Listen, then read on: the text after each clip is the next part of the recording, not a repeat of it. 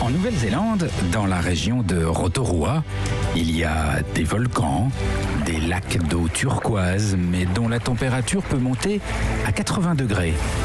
Des marmites de boue brûlante et bouillonnante, des geysers de vapeur et une sérieuse odeur de soufre. On est sur la ceinture de feu, la région est intensément volcanique et au milieu de tout cela, des villages qui vivent entre les jets de vapeur et les mini-tremblements de terre. Dans un de ces villages, un village maori, j'ai assisté à une scène étonnante.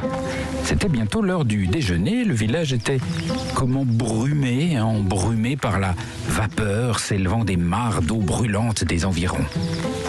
Je déambulais par là, assez fasciné par l'ambiance, et j'aperçois au loin, dans la brume, deux femmes, deux Maoris, en train de préparer le déjeuner dehors, sur des tréteaux. Alors évidemment, je leur demande ce qu'elles font, et elles me répondent, une volaille avec des légumes. Je réponds, ok, mais pourquoi préparer ça dehors, loin de tout fourneau? C'est pas très pratique. Et ça les fait beaucoup rire. Elles me répondent, le fourneau, t'es en train de marcher dessus, tu vas voir.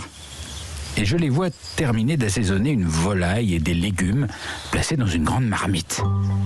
Puis elles prennent la marmite et elles se dirigent vers ce qui ressemble sur le sol, à nos pieds, là, à une bouche d'égout. Mais une bouche d'égout en bois. Elles ouvrent la bouche, un nuage de vapeur en sort, et à l'intérieur, un espace composé de planches de bois qui forment une sorte de grosse caisse, ajourée qui laisse passer la vapeur venue des entrailles de la terre. Elle dépose la marmite à l'intérieur de la caisse et elle referme.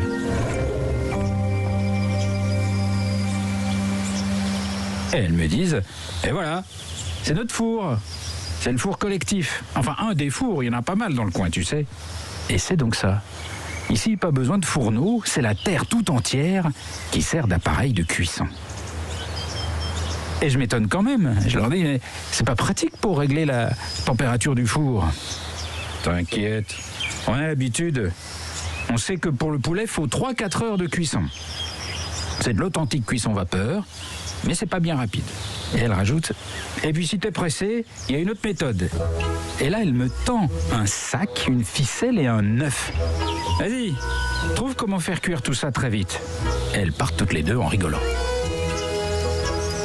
Je cherche dans les environs, je regarde, j'essaie de trouver ce qui doit être un mini four à œufs, encore plus chaud. Je cherche au sol, mais je vois rien de ce style.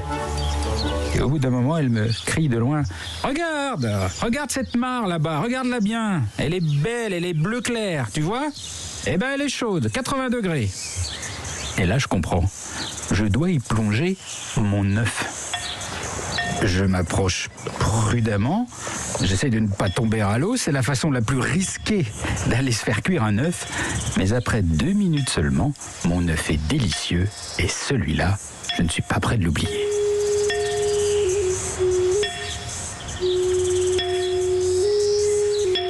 Europe 1. 11h midi, et si on partait? Philippe Googler.